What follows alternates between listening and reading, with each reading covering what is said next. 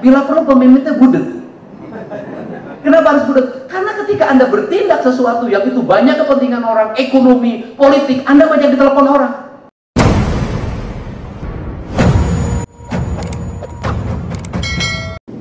Halo teman-teman, assalamualaikum warahmatullahi wabarakatuh. Jumpa lagi di KDM Lovers. Apa kabar di kesempatan ini? Doa terbaik buat kalian, semoga kalian sehat dan sukses selalu. Dan jangan lupa untuk berbagi, silahkan komen, share, like, dan subscribe ya. Pokoknya pantang terus di KDM Lovers, Kang Deddy Mulyadi. Pokoknya kalau jadi pemimpin itu harus budeg katanya ya. Soalnya kalau nggak budeg, banyak proyek yang mangkrak, nggak jadi-jadi karena banyak yang neror, kata Kang Deddy. Ini ada video yang luar biasa, merinding banget ya, saat Kang Deddy Mulyadi pidato di salah satu tempat, entah di mana ini ya. Kita lihat dulu pidato Kang Deddy Mulyadi yang menggemparkan dunia maya. Oh ini kita lihat teman-teman ya. Bongkar hari ini, bongkar. Saya baru sadar setelah bongkar itu malamnya di WA teman-teman saya. Kan jadi selamat, kata jagoan di Bekasi itu pakai hebat-hebatan ini. Untung nggak beda aja nih, itu air sil saya. Makanya Anda pemimpin itu jangan tipis kuping, jangan sekali-kali pemimpin terlalu banyak mendapat informasi, bahaya. Kenapa? Matus. Saya pemimpin itu tidak semuanya. Bila perlu pemimpin itu budek. Kenapa harus budek? Karena ketika Anda bertindak sesuatu yang itu banyak kepentingan orang, ekonomi, politik, Anda banyak ditelepon orang. Pak Deddy itu punya saya, Pak Deddy punya saya, Pak Deddy punya saya. Nah, kemudian kalau Anda budek kan enak, ya kan? Budek enak. Kenapa? Tidak ada yang pikir kebijakan.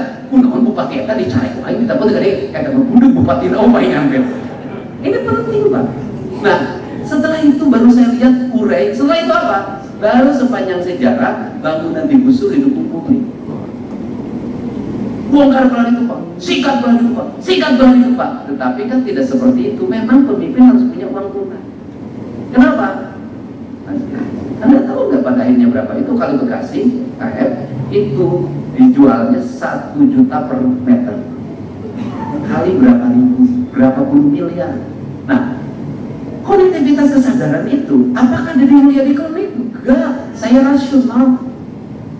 Untuk itu saya berpikir, ini hujan harus segera dicari cara agar lebih deras. Maka BMKG, ternyata kita selama ini tidak pernah memanfaatkan BMKG sebagai mitra. Bayangin Jawa Barat, provinsi dengan tingkat bencana yang sangat tinggi, tidak punya radar satu. Memang setiap hari orang sini baca radar Karawang. Nah, kemudian saya akhirnya modifikasi cuaca dan sampai kemarin bisa terkendali. Dan insya Allah mudah-mudahan sampai Lebaran bisa terkendali.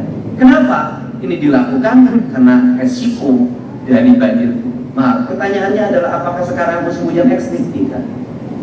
Hanya 20 sampai 30 mm rendah.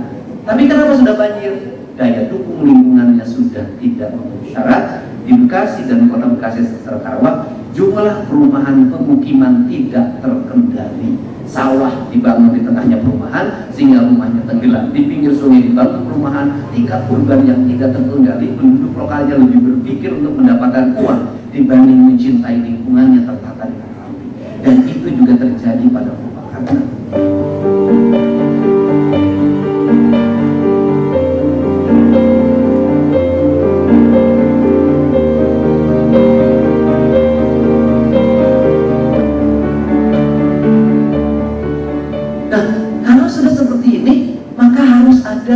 Cara berpikir, maka harus kembali kemana? Balik ke iman, balik ke iman. Kata orang Sunda itu adalah pulang kasarakan pangbalikan, lembur matu dayuk manu banyak karang pamidangan. Kata orang Jawa disebutnya balik ke diri. Nah, saya ini sebenarnya lagi ngajarin untuk balik, dan saya dulu mungkin 11-15 tahun yang lalu itu merasa kesulitan ngomong lingkungan, ngomong puhun, ngomong karukun, ngomong tritantu. Hari ini tidak. Kenapa? Ternyata hari ini orang sudah mulai sadar akan taubat. Cuman taubatnya sudah ekologinya udah hancur. Nah, makanya saya katakan taubat hari ini adalah taubat ekologi. sadar akan mengembalikan tata ruang, sadar akan pendidikan yang sudah mengalami kesesatan dan penyesatan berpikir, sadar akan birokrasi dikembalikan pada fungsi dan perannya, sadar para penyelenggara negara harus sering tapa data, sering berpuasa, sering saum. Untuk apa? Agar dia bisa menangkap sinyal. Kalau nggak bisa nangkap sinyal ya budek. Kalau sudah budek ya nanti nggak bisa lagi baca fenomena. Nah, kalau seperti itu maka tidak punya rasa, karena inti dari kehidupan itu, kepemimpinan itu dalam pandangan saya adalah rasa dan perasaan. Sehingga pemimpin itu orang melakukan dia tidak boleh melakukan, orang memakan dia tidak boleh memakan, orang ramai dia diam. Ada saatnya berkumpul dengan ribuan orang dengan riang gembira, ada saatnya dia sendiri tidak boleh diganggu oleh siapapun. Dengar suara knalpot pun dia tidak boleh. Kenapa? Dia harus ada ruang di mana dia ada keheningan. Sehingga saya jujur aja, sejak saya apa yang setiap hari saya rasakan, ini kok, ini ya besok apa? Ini apapun alam begini, fenomena. Untuk itu ya tidak boleh lagi mengumbar syahwat. Ini penting. Jadi pertanyaan, kalau di era kerajaan, kenapa meninggalkan legacy yang begitu kuat sampai hari ini? Cerita Majapahit sampai hari ini, cerita Sriwijaya sampai hari ini, cerita Pajajaran walaupun situs-situsnya hampir tidak terlacak sampai hari ini. Kenapa? Karena waktu itu ada gelombang besar dalam ikatan moralitas dan emosionalitas antara pemimpin, senopati, guru balang, dan seluruh rakyatnya dalam energi spiritual yang sama. Pertanyaannya adalah, kenapa hilang? Guru balang mah? Kenapa? Gak ada ikatan. Orang bekerja menjadi kuli tunjangan, kuli perjalanan dinas, kuli honor. Karena menjadi kuli dia tidak ada lagi ikatan emosionalitas, spiritualitas, sehingga spiritualitasnya menjadi ritualitas. Karena menjadi ritualitas menjadi rutinitas. Karena menjadi rutinitas dia menjadi rutin upacara, rutin itu, rutin ini, sehingga nggak ada spiritualitas. Kalau saya sih memandang ruang upacara itu ruang spiritualitas. Kenapa saya tidak mau apel sampai hari ini? Karena kalau setiap hari nggak ada spiritualitasnya, yang ada rutinitas. Maka harus sekali-kali. Maka saya lebih memilih apel itu cuma setahun sekali aja, pas 17 Agustus, agar spiritualitas, bukan rutinitas. Kenapa? Karena apel itu menyiksa pegawai. Menyiksa pegawai bagaimana? Pimpinan apelnya, kepala dinasnya, kepala OPD-nya, sekdanya, bahkan gubernurnya, bahkan bupatinya, itu selalu marah-marah pada yang hadir apel. Kalau peserta apelnya 300, yang hadir 250, 2 jam dia ngomong di hadapan yang hadir. Nah, sia. Nu hadir mah geus teu di papagan. Usia kan nu teu hadir 50 panggil isukan. Awas ya isukan teu apel, teu asup gawe potong tukina, aing turunkeun jabatan, eta lain itu hadir. Nah, di kita ini punya kebiasaan orang yang kerja itu yang dikritisi terus-terusan. Kalau kita punya anak rajin ngepel, rajin nyapu, rajin nyetrika, rajin masak, maka yang sering diomelin ibunya adalah anak yang rajin itu. Siapa ngepel teh bersih, siapa masak teh asin, siapa masak sapu teh kotor wae, nya nungeuna mah nomor. Ini kan penting, Pak. Pemimpin harus baca kayak gini. Kayak sekarang gitu kan, orang yang kerja kayak saya itu pasti dikritisi terus, pengamat semua muncul, ya seneng kalau saya. Lebih keras dari itu. So, kenapa? Karena tidak akan sampai ke pulau kalau arusnya tidak kencang. Semakin arus kencang, semakin angin berembus, semakin gelombang besar, maka menuju pulau harapan akan semakin cepat dilakukan. Jadi tugas pemimpin itu adalah masuk ke dalam gelombang, dan tugas kita adalah mengelola gelombang. Nah, kalau ditanya saya, misalnya hari ini saya jadi gubernur mah gak capek, kecil, ringan banget. Kenapa? 1, menguasai arus media. 2, punya aparat yang pinter-pinter dan cepatan. 3, punya anggaran yang besar, 31 triliun, yang mungkin saya targetkan 33 triliun tahun ini. Yang berat itu ketika jadi bupati, anggarannya kecil, tiap hari dihujat, dikafirkan, tidak mau menguasai media, usianya baru 35 tahun, tekanan dalam setiap hari, ketika di rumah tekanan makin berat, makin berat, makin berat. Dan bagi saya justru itulah perjalanan saya yang bisa dilewati. Dan saya mengalami sebuah peristiwa AA waktu itu kelas 2 SD.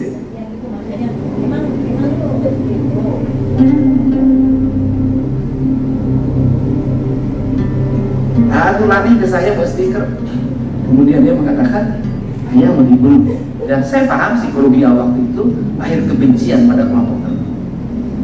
Bencinya hanya luar biasa. Kenapa? Karena ayahnya terus menerus diancam.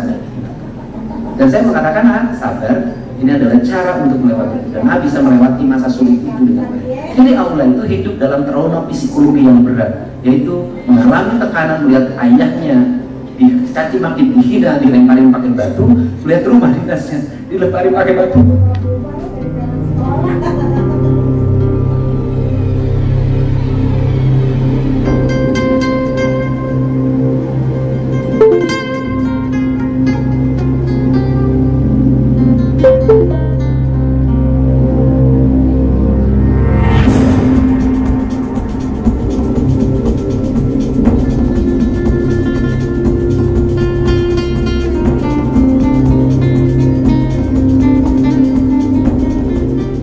Tetapi bahwa seluruh rangkaian itu adalah dalam sebuah peristiwa hidup harus ada orang yang mau berkorban dan dikorbankan. Karena yang harus korban dikorbankan, maka kita masuk ke sebuah fase di mana fase kita bisa mengelola seluruh arus itu dengan baik. Nah, saatnya hari ini adalah mengelola arus dengan baik, dengan kinerja yang memadai. Saya ucapkan selamat buat Persatuan Perawat Indonesia terus mengambil dengan baik. Ini kerja yang memadai. Kenapa? Hari ini kerangka ideologis yang dulu menjadi kecemasan Kang EF di Jawa Barat, yang kanannya, hijaunya di Jawa Barat itu berat. Saya selalu meyakini kan orang Jawa Barat itu tidak seperti itu.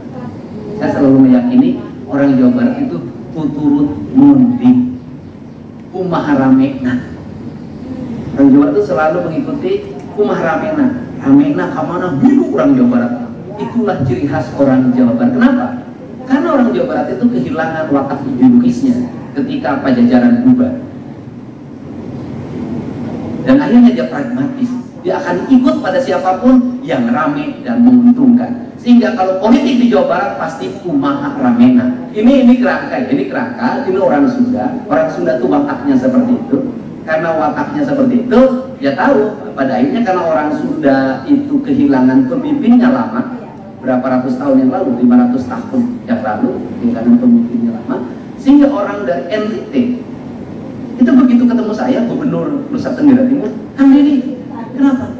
Itu kerajaan Pajajaran sekarang hidup lagi? Mana sih? Nggak ada. Lalu itu di media sosial katanya, ini penobatan raja yang 500 tahun yang lalu. Oh enggak, itu acara di kampung saya. Itu pemahaman orang seperti itu. Sudah hilang 500 tahun. Dan mungkin hari ini orang sudah mulai ada harapan Jawa Barat kembali ada pemimpin. Luar biasa, benar ya. Jawa Barat masyarakatnya sudah mulai punya harapan ya, punya pemimpin yang terlihat cekatan, terus menjadi tauladan yang bisa ditiru, diikutin ya, menjadi edukasi juga, yaitu Kang Deddy Mulyadi. Keren, beken pokoknya ya, menjadi inspirasi kita ya. Mudah-mudahan Jawa Barat lebih istimewa. Gitu teman-teman, terima kasih yang sudah mampir di KDM Loper. Pokoknya doa terbaik buat kalian semua, kalian sehat dan sukses selalu. Jangan lupa untuk berbagi, silahkan komen, share, like, dan juga subscribe ya. Wabillahi taufiq wal hidayah. Wassalamualaikum warahmatullahi wabarakatuh. See you.